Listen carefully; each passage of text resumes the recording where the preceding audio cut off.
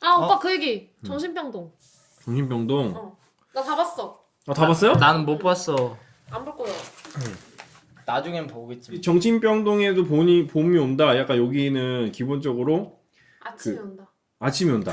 봄이 온다가 아니고 아침이 온다. 뭐 봄이나 아침이나. 비슷한 느낌이긴 비슷한 해. 느낌이네. 맞아. 근데 거기서 기본적으로 이제 세 가지 부류가 나오는 거예요. 의사, 그다음에 간호사, 환자예요.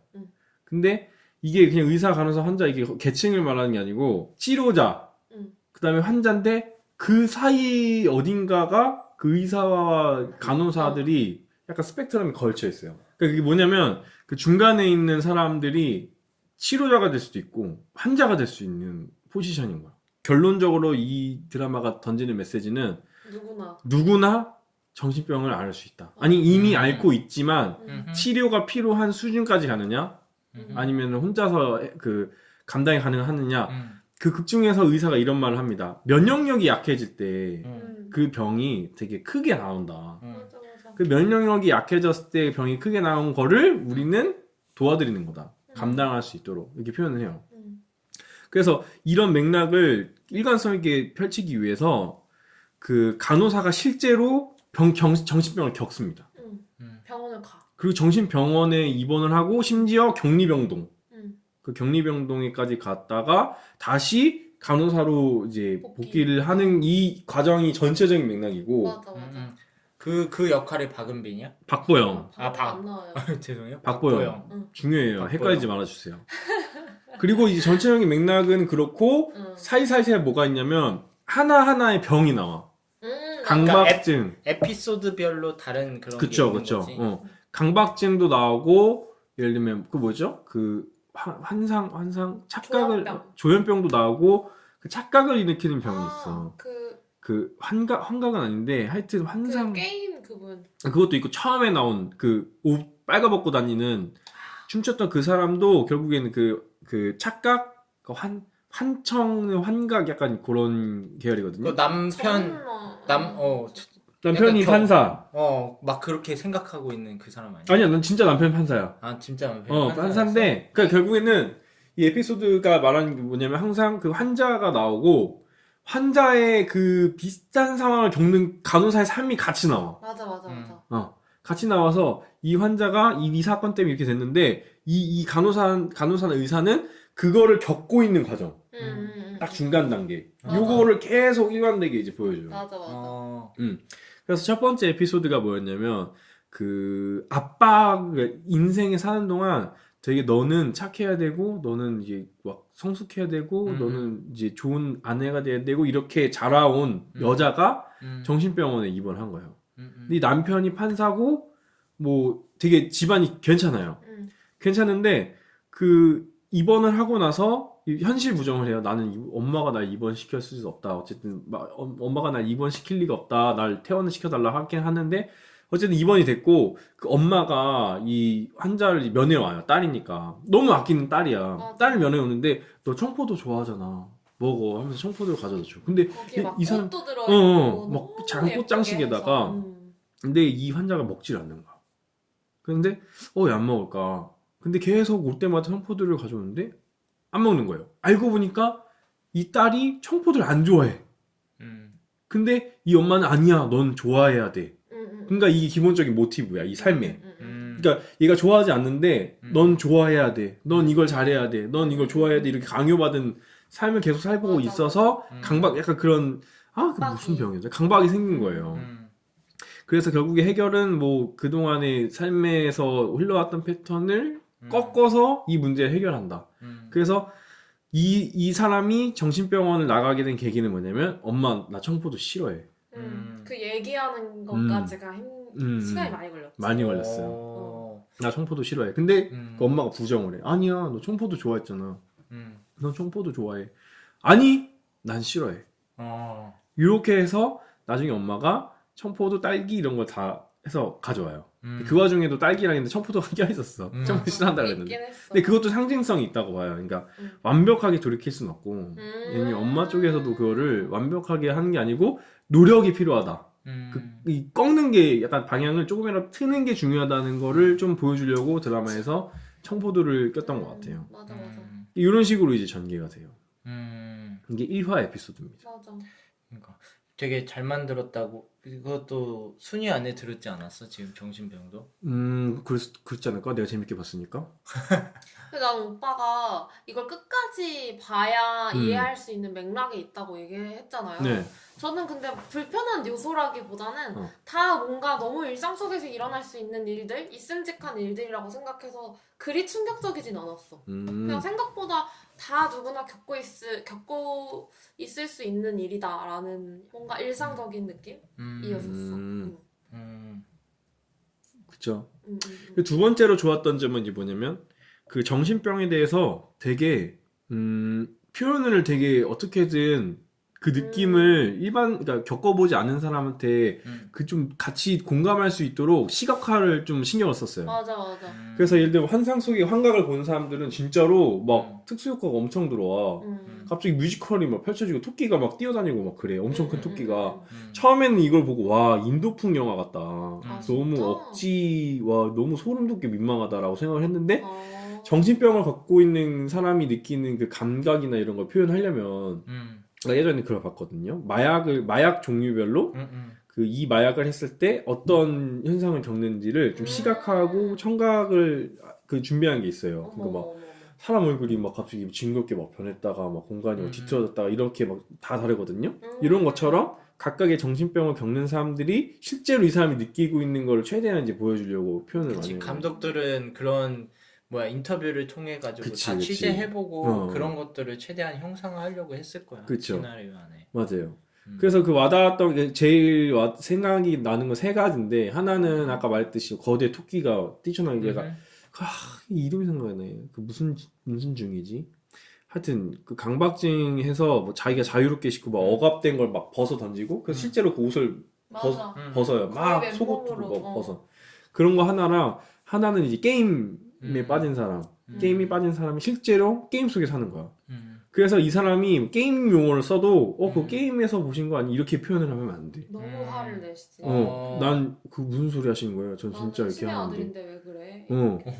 그래서 그 박보영을 간호사 때 중재자라고 부르거든요. 근데 중재자가 뭐냐면 게임에서 뭐 약간 체력을 회복 힐러 역할을 하나 봐요.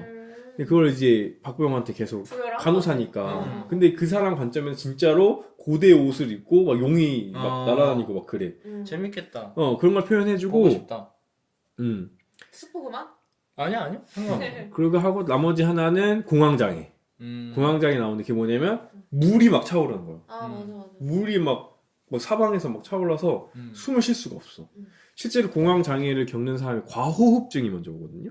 과호흡증이 뭐냐면 인체에 필요한 그 산소량이 있는데 이미 충분히 채워진 상태에서도 답답함을 느껴서 호흡을 과다하게 하는 거예요. 그럼 그 산소 농도가 올라가. 이 사람들은 그 비닐봉투를 가지고 입에 씌운 다음에 거기서 호흡을 하면 산소가 어쨌든 보존해서 계속 들어가는 거니까 맞아. 그렇게 대처를 해야 되는데 물 차오르고 넥타이가 쫄리고 사방에서 막 쪼여오고 이런 것도 표현을 최대한 하려고 했어요. 아마 세트 비용이 엄청 들었을 거야. 그런 점이 좀 마음에 들었던 것 같아요. 표현을 하는 게. 그 기억에 남는 캐스팅들은 있어요? 지영이는? 캐스팅? 이 배역 또는 이 사람이 여기서 되게 찰떡으로 잘 보였다. 일단 박보영이 너무 예쁘고 그냥 연기 너무 잘하고 어색한 부분이 하나도 없었어. 맞죠. 박보영 너무 괜찮았고 그의 파트너 동고윤 정신과사 동고윤 선생님이 성향상 그냥 박보영이 좀 이렇게 힘들어할 때 계속 같이 있어주잖아요. 예. 근데 그런 모습도 되게 좋아 보였어. 그 배역 그 사람 성함 그 선생님 얘기하는 거 아니야? 의사 선생님? 의사 선생님 많이 나와. 그래? 그 동고윤이 똥고윤이거든. 동거인이야. 항문외과 항문외과에서 똥고윤이야. 동고윤. 근데 그 사람이 박보영한테 그런단 말이야. 너가 어떤 결국에는 박보영이 막 정신이 힘들 정도로 병원을 가야 되는 상황에. 그러니까 이제 설명을 할까 그냥? 해줘. 그러니까 해도 돼? 해도 돼? 어차피 다 스포도 되는 거니까. 그게 이제 그 이름이 다은 쌤이에요. 다은. 맞아. 다은 쌤인데 그 중재자로 부르는 게임 중독 그 환자가 어떻게 병원에 입원하게 됐냐면 우리 고시생이었어요. 노량진이 나와. 되게 N수 고시생이야. 노량진에 사는 사람. 근데 이 사람이 그 고시를 계속 치는 과정에 점점 자존심이 떨어지는 거예요. 왜냐면 주위 사람들은 합격해서 나가는 사람 엄청 많은데 자기는 계속 N수를 맞아. 들어가니까 힘들지. 부모도 기대하는 시가 점점 올라가고 나도 공부를 해온 게 너무 많았기 때문에 자존감이 엄청 떨어지죠. 주머니 사정도 안 좋고 그래서 고시원에서 뭐 서서 뭐 종이도 막 뜯어먹고 하는데 근데 이제 사회적인 자기의 이제 위치가 점점 떨어지니까 뭔가 인간은 기본적으로 나의 필요성, 나의 존재감에 대해서 되게 중요한 부분이잖아요. 근데 그 쓸모가 아예 없어진 존재가 되다 보니까 약간 좀 우울해진 거죠. 그러다가 PC방에 가. PC방에 우연히 가는데 거기서 게임에 접속을 하는데 게임 그 사람들이 엄청 잘 대해주는 거야. 예를 들면 뭐 파티 플레이 할 때 언제든 오시면 우리는 스펙이랑 상관이 없다. 맞아. 우리 같이 게임하면 된다. 같이 할 수 있어요. 이렇게 이제 자기가 나의 어떤 필요성과 효용성을 되게 만족을 시켜주는 거예요. 중학생인데도. 그치. 실제로 중학생들인데 저기 앞에 있는 이 한마디에 너무 내가 쓰고 있는 사람이구나. 그래서 게임에 들어간 거지. 그쵸. 완전 빠진. 그래서 이제 중독이 되면서 정신병에 들어오게 된 거예요. 근데 이 사람이 결국에는 이제 게임 속의 환상을 보다가 약 치료랑 상담 치료를 받으면서 현실로 돌아와요. 그 표현을 해줘. 왜냐면 현실로 약간 간호사님이라고 하고 게임 용어를 쓰거든. 원래 항상 중재자님하고 게임 용어를 쓰면서 얘기를 하는데 간호사님 하면서 게임 용어를 써. 그게 뭐냐면 치료가 됐는데 바깥이 또 다른 그게 겪는 게 무서우니까 계속 안에 있고 싶은 거예요. 현실을 가는 게 너무 무서워. 그치. 그래서 그 의사가 퇴원을 시켜요. 왜냐면 이렇게 안에서 있어서는 극복이 되는 게 아니다. 결국에는 나가서 정상화 활동을 해야 되는데 그럼 이제 여기 있으시면 안 된다 하면서 내보내는데 박보영이 이 사람을 내보내야 되는 것에 대해서 고민을 많이 해요. 그리고 결국에 그 간호사님 모모의 게임 용어에서 요거를 발견해서 보고하는 사람이 박보영이에요. 그래서 어쨌든 그 고시생이 나가서 고시를 한 번 더 준비하겠다 그래요. 엄마랑 아빠는 말리거든요. 너가 그것 때문에 이렇게 됐으니까 다른 걸 해도 된다. 근데 그동안 했던 걸 포기를 못하니까 그래서 준비를 하는데 그 과정에서 결국에 이 사람이 또 그 삶을 견디지 못하고 자살을 해요. 자살하는데 그래서 내가 띄어내는 게 아니고 약간 이것도 절묘해. 그 어쨌든 사회로 돌아왔잖아요. 내가 필요성이 없는 시대로 돌아왔는데 그 옥상에서 게임 세계가 펼쳐져. 그 저기서 마지막 최종 보스라고 항상 말했던 그 드래곤이 이렇게 날아와. 걔를 이제 물리치려고 이제 몸을 던진 거야. 이게 사실 자살이라고 하기에는 게임상의 어떤 액션을 한 거지 사실. 아니죠.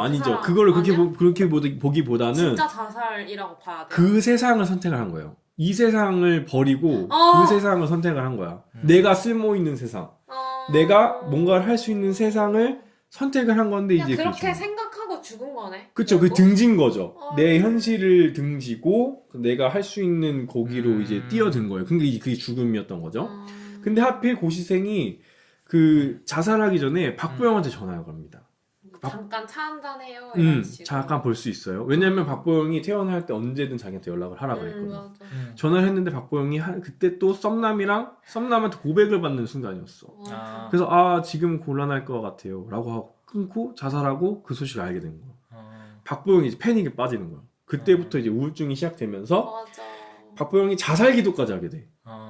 맞아. 근데 본인은 그걸 기억 못하는 거야. 하여튼 근데 박보영이 어디까지 얘기해야 될까? 그러니까 동고윤 왜 그게 나왔죠? 동고윤 얘기 왜 했냐면 그러니까 그 선생님은 박보영은 사실 사랑하는 사람한테 이런 초라한 모습 보여주기 싫잖아. 그래서 저는 선생님이랑 이렇게 만날 수 없어요. 뭐 약간 이런 식으로 되게 냉정하게 얘기를 하는데 그 선생님이 했던 얘기가 나는 선생님이 어떤 모습이든 상관없어. 그리고 선생님이 그 반짝반짝했던 그 모습을 좋아했기 때문에 저는 뭐 선생님 이런 이력이 있든 뭐 아팠던 이런 거 상관없어요 하는 그 어떤 우직한 사랑에 너무 나는 멋있다고 느낀 거야. 동고윤. 동고윤이 아니라 동고윤. 너무 달라. 난 여태까지 같이 사는 사람인 줄 알았어. 아니야. 이름이 동시야. 처음에는 그 학문외과 선생님이고 막 그 선생님도 약간 강박이 이런 게 있어서 막 되게 멋진 의사 선생님의 캐릭터가 아닌데 점점점 그 사람의 매력을 알게 되고 되게 진국이다라는 느낌을 막 받게 돼. 그쵸. 근데 이게 그게 너무 동고윤이 멋있었어, 나는. 성장을 한 건 아니야. 맞아. 왜냐면 그냥 동고윤이 그런 사람이었던 거야. 그 병원 3대 의사예요. 엄청 훌륭한 실력이 셈인 있는. 거지. 맞아. 다만 이 강박이 있는 게 뭐냐 손가락 꺾기.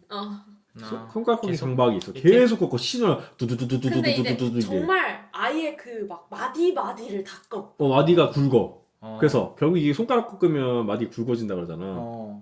근데 이게 수술을 하고 시술을 해야 되는데 손가락이 굵으면 이제 환자들이 항문외과니까.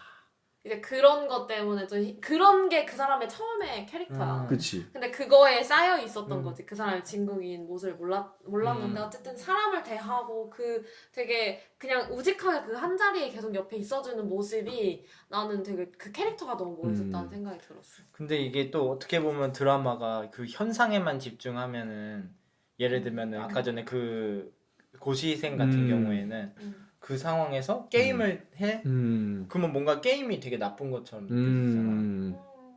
그렇게 생각할 수 있지. 그렇게 되면은 또 아닌 그걸로 오히려 되게 좋은 뭔가 영향을 받아서 하는 사람들도 있는데 혹시 그런 영향이 또 있을 수 있지 않나? 이런 드라마에 그런 건 없어? 뭐든 다 괜찮아? 그런 생각도 나도 들긴 했는데 정확히 게임을 나쁘다고 그렇게 마감은 하진 않아.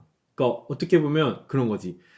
게임 때문에 죽은 거다. 그게 아니고. 그런 느낌은 전혀 안 들어. 게임에서 줄 수 있는 걸 현실에서 못 주지 않았냐. 이 사람들한테 게임에서도 그렇게 따뜻한 사람, 주는 따뜻한 사랑과 관심을 그런 거를 못 주지 않았냐. 그 다음에 이 고시생에 대해서 약간 고발하는 거죠. 제가 알기로는 거기 있는 에피소드들이 대부분 뉴스에 나왔던 굵직한 약간 사건들을 기반으로 해요. 리얼리즘에 뭔가 녹인 거지. 그 옛날에 이제 모범 택시 느낌이 있는 거죠.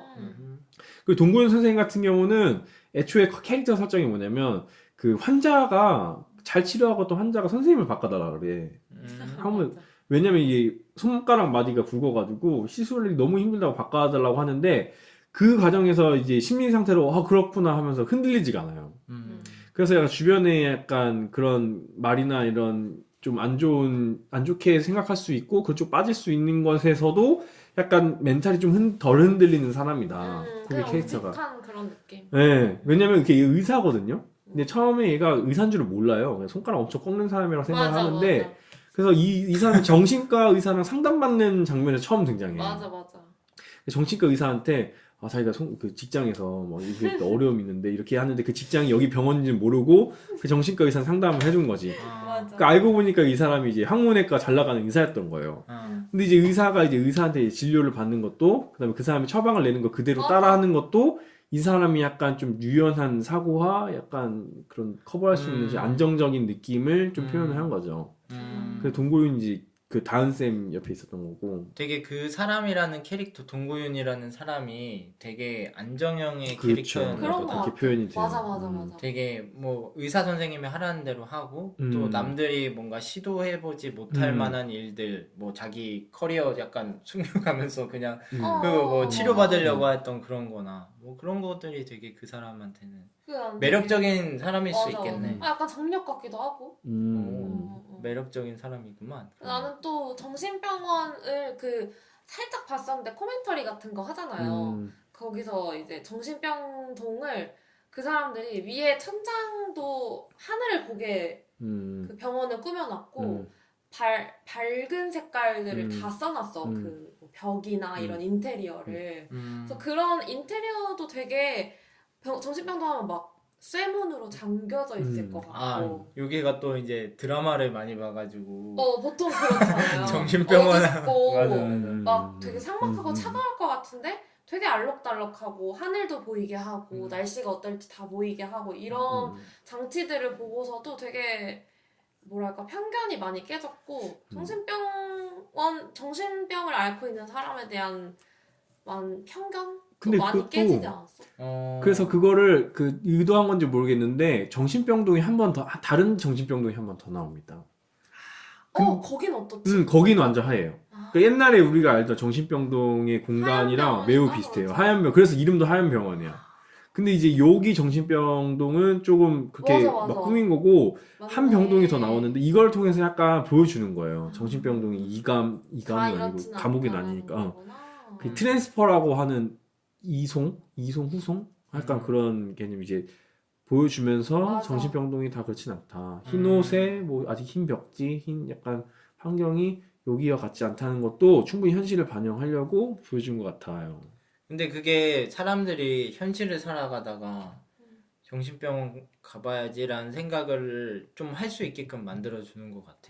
그 얘기도 나와. 왜냐면, 그 뭐가 나오냐면 정신병원에서 그러니까 결국에 이 김다은 저기 아는 사람인데 이다은가 아직 다은 쌤이 정신병을 어쨌든 치료를 하고 간호사로 복귀를 한단 말이에요. 근데 복귀를 할 때 대빵한테만 자기 정신병원에 입원했었다라는 걸 말하고 동료들한테는 말 안 해요. 굳이 안 한 거. 그리고 감추고 싶어해 심지어.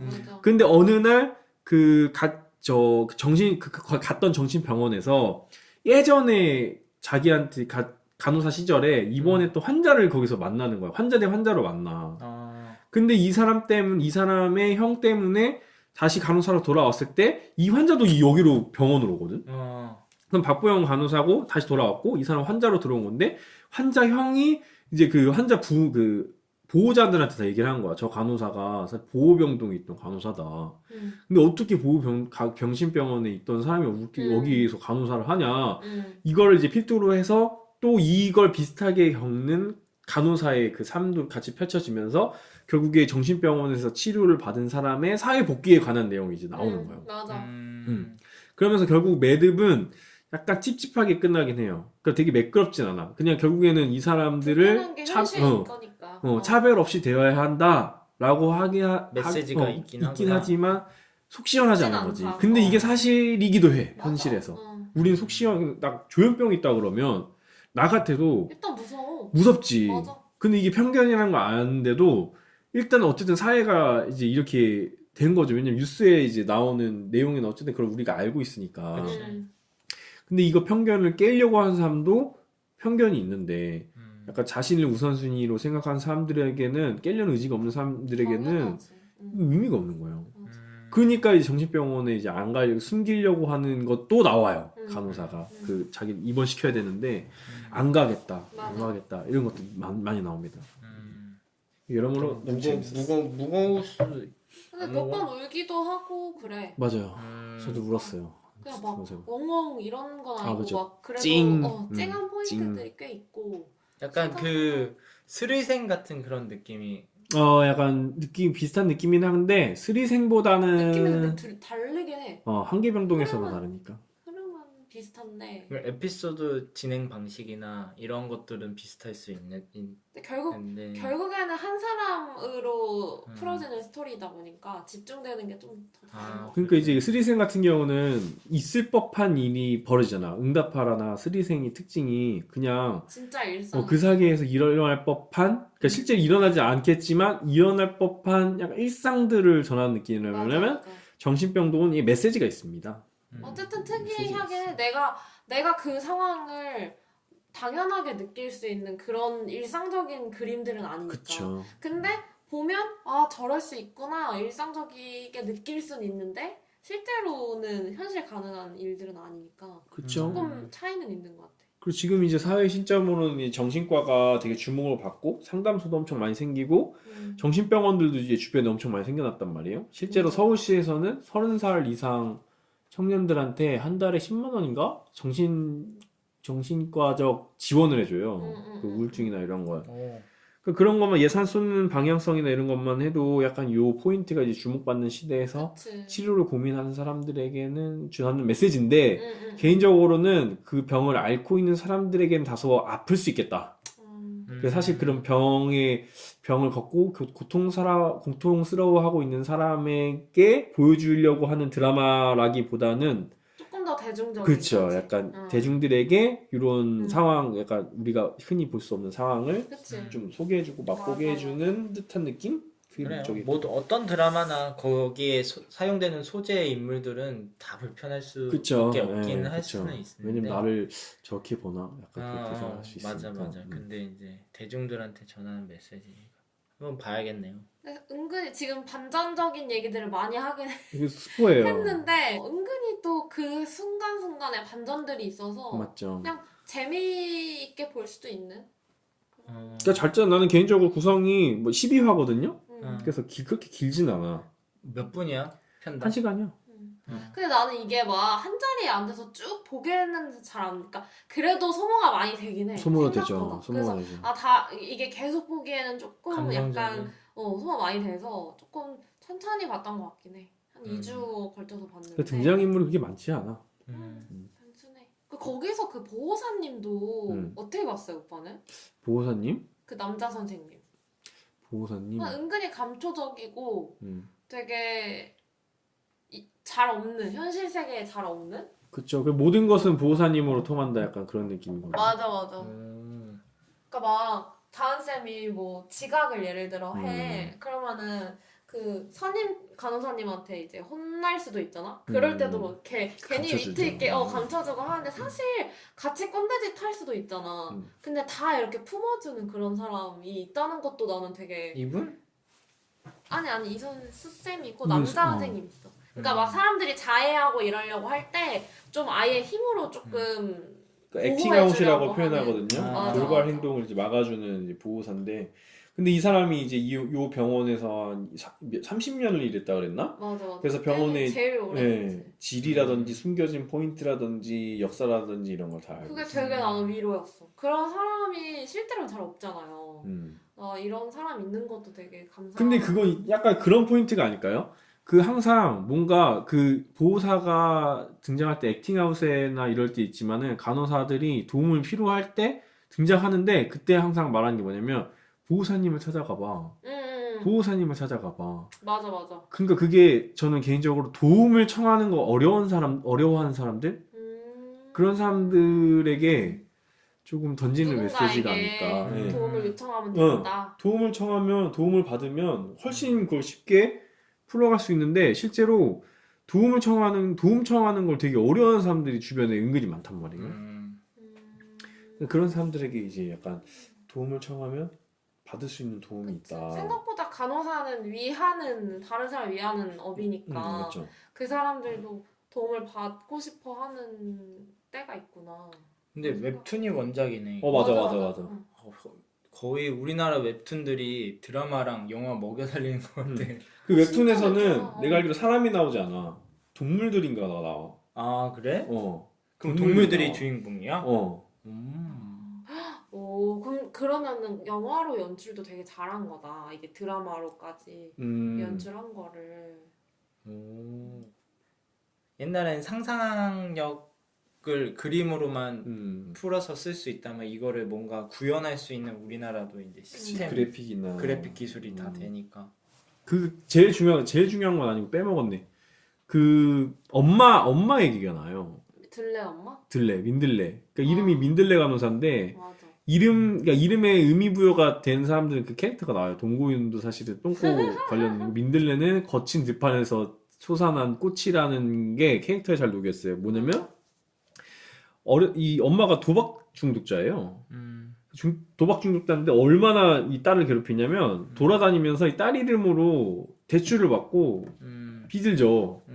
자기 얘는 열심히 이걸 해결을 했는데 다른 데서 또 엄마가 자기 이름 빚을 짓는 바람에 막 그 월세 보증금이 압류당하고 막 그래요. 그래서 그래서 간호사를 선택한 것도 벌이가 되니까 빠른 취업을 위하고 이제 그렇게 해서 하는데 정신과 의사가 이 사람을 좋아해요. 근데 이 의사는 금수저야. 초금수저야. 결국에는 이 여자랑 이 남자가 잘 되거든. 처음에 이 여자가 이 남자를 엄청 거절해. 당신은 나랑 어울리지 않는다. 너는 찬물로 샤워해봤냐? 난 찬물로 샤워하는데 찬물로 샤워해봤냐? 할 수 있냐? 근데 이제 그 의사가 이제 찬물을 막 끼얹고 막 그래. 약간 그건 좀 유치해. 약간 맞아. 나는 그 포인트가 조금 결국에는 들레쌤도 본인의 꿈을 찾아가는 그 크루즈 나는 그 장면은 진짜 못 보겠더라. 좀 오그라들긴 거기는 했어. 좀 이건 아닌데 한 번도 아니잖아. 여러 번 난 그건 넘겼어. 유일하게. 맞아. 그 춤추는 장면에서 조금 오그라들어서 이렇게밖에 못 풀었을까 이런 생각했는데. 이건 얘기하지 않도록 할게. 그런 느낌이야. 더글로리 동은 엄마의 느낌이 들레 엄마의 딱 그 느낌이야. 그러니까 자식을 키워야 되는데 자식을 좀 괴롭히는 부모의 느낌. 자식이 날 부양해야지. 돈 내놔라. 돈 주면 안 찾아올게. 맞아. 만나고 있었는데 그 의사 남친이 이제 부자라는 거 아니까 찾아가서 들레 이렇게 사는데 좀 전세 좀 해줘야 되는 거 아니냐 막 그렇게 얘기를 해. 막 1,000만 원 무례하게. 내놓으라고 막 그래. 근데 의사가 딱 거절하지. 하여튼 근데 그 의사가 말하는 게 이제 엄마를 버려야 된다 얘기를 해. 엄마를 버려. 실제 엄마를 버려. 하여튼 그거는 그 에피소드는 별로 재미가 없어. 수쌤은 이제 동생이 조현병이에요. 그리고 이 수쌤이 간호사를 되게 된 이유도 동생 때문에 그래. 동생의 조현병 때문에. 정신병동을 지원하고 계속 정신병동에 있었고. 그래서 이제 동생을 데리고 사는데 이사 에피소드가 있어요. 이것도 사회제 던지는 에피소드로 가면 너무 기니까 캐릭터가 궁금해. 성격이나 이런 느낌이. 이 수쌤은 되게 세요.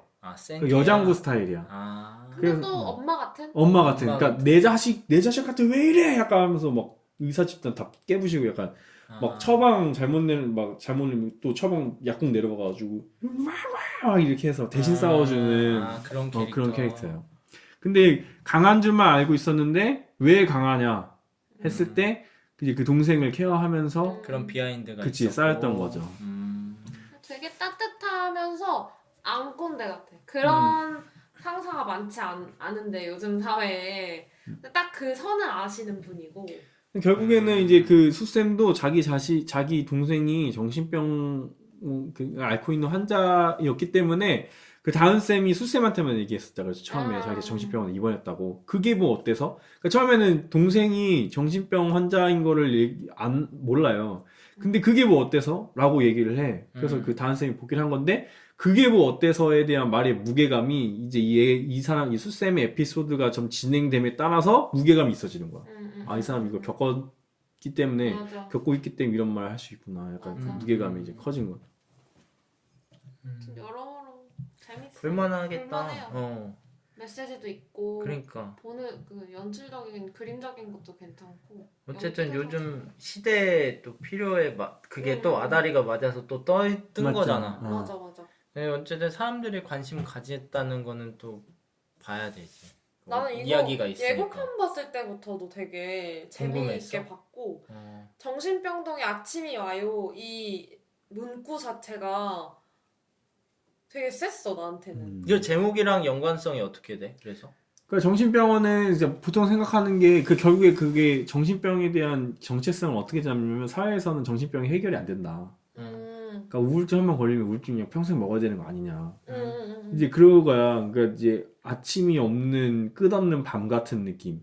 정신병이. 근데 그럼에도 정신병도 끝이 있다. 그래도 아침이 온다. 그래서 아침이 온다. 그런 멘트도 있어 대사에? 초반에 나와 초반에 다시 보지 맙시다. 이렇게 퇴원을 할 때 퇴원할 때. 우리 다시 만나지 마요. 이렇게 퇴원하는데 그 이유가 이제 그렇기 때문에.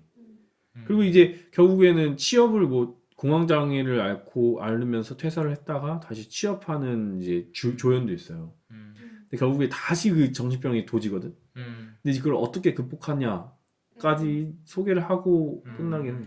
결국에는 사회에 섞여서 같이 공생해야 하는데 그 과정이 쉽진 않지만 할 수 있다 약간 이런 메시지인 것 같기도 하고. 내가 봤을 때 공통점은 그 나를 다 잃어버려가지고 나를 그치. 챙기지 못한 맞아. 거에 대해서 시작이 되는 너무 거야. 착한 사람들의 이야기가 공통점이었던 것 같네. 그러니까 다은 쌤도 자기를 챙기지 못하고 계속 결국에 그 다은 쌤이 원래는 내과병동에 있었어요. 내과병동에 있다가 정신과로 옮기게 된 건데 그게 자의에 의해서 옮긴 게 아니고 타의에 의해서 옮겨져요. 그게 왜 옮기게 됐냐면 이제 간호사가 야간 이제 쭉 돌면 이걸 이제 입원한 사람은 알겠지만 저녁에 이제 혈압도 재야 되고 체온도 재야 되고 뭐 링거도 검사 새벽에 또 피 뽑고 이러거든요. 근데 이제 이 다른 간호사들은 이제 바빠요. 엄청 이게 뭐 여유를 부릴 시간이 없어. 다 처리해야지 아침에 넘기고 끝나 아침조로. 근데 이 다은 쌤은 너무 정이 많은 거지. 그래서 한 사람 한 사람 얘기 다 들어주고 뽑고 막 이래. 그래서 환자들은 좋아하지. 근데 동료 간호사들은 싫어해. 왜냐면 너 그렇게 끌면 우리가 다 해야 되잖아. 그래서 다은 쌤 우리도 뭐 안 하고 싶어서 그런 거 아니에요. 뭐 여기 옆을 보세요. 다은 쌤 밀린 것 때문에 우리가 다 했잖아. 이런 식으로 하니까 그 의사가 거기 수쌤이 너는 정신과가 어울리겠다. 대화를 많이 할 수 있으니까. 약간 사람 뭐 그냥 보낸 거지. 처음에는 그냥 보낸 거야. 안 가려고 하는 곳에 보낸 거야. 우린 쓸모 없으니까. 근데 자기는 환자를 잘 챙기니까 그렇게 보내준 줄 알았는데 나중에 알고 보니까 자기가 이제 일을 못해서 보냈다는 걸 이제 알게 된 거지. 거기서 이제 한번 충격을 받아.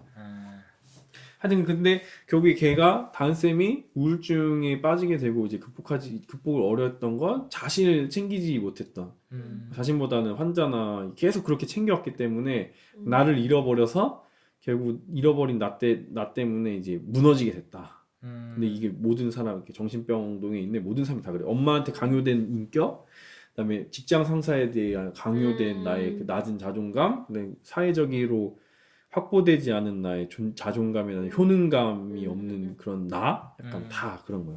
맞아. 그래서 다 치료 방법이 나를 주장해.